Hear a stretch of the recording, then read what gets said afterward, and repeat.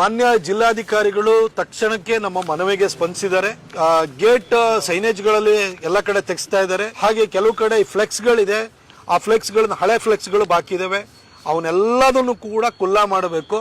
ನಾನು ಮೈಸೂರಿನ ಮಹಾಜನತೆಯಲ್ಲೂ ಕೂಡ ಮನವಿ ಮಾಡ್ಕೊಳ್ತೀನಿ.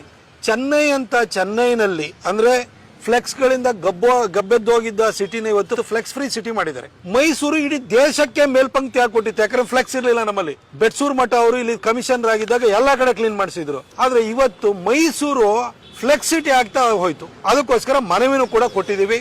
ಅರ್ಬನ್ ಡೆವಲಪ್ಮೆಂಟ್ ಮಿನಿಸ್ಟರ್ನು ಕೂಡ ಸದನದಲ್ಲಿ ಮಾತಾಡಿದ್ದಾರೆ. ನಾನು ಅವರ ಒಂದು ಏನು ಹೇಳಿಕೆ ಅದನ್ನ ಸ್ವಾಗತಿಸ್ತೀನಿ. ಆದ್ರೆ ಹೇಳಿಕೆ ತರ ನಡ್ಕೊಳ್ಳಿ ಅಂತ ನಾನು ಕೇಳ್ಕೊಳ್ತೀನಿ.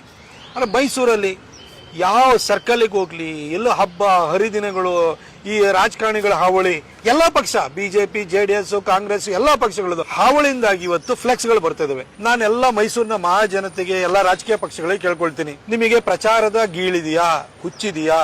ಮೈಸೂರಿನಲ್ಲಿ ಪತ್ರಿಕೆಗಳಿದಾವೆ, ಸ್ಥಳೀಯ ಪತ್ರಿಕೆಗಳಿದಾವೆ. ನೀವು ಫ್ಲೆಕ್ಸ್ ಹಾಕೋದಕ್ಕೆ ಅದ್ರ ಪ್ರಿಂಟಿಂಗ್ ಕಾಸ್ಟ್ ಖರ್ಚು ಮಾಡ್ತಿರಲ್ಲ, ಅದು ಪತ್ರಿಕೆಗಳಿಗೆ ಅಡ್ವರ್ಟೈಸ್ಮೆಂಟ್ ಕೊಡಿ, ನಿಮಗೆ ಇನ್ನೂ ಹೆಚ್ಚು ರೀಚ್ ಇರುತ್ತೆ.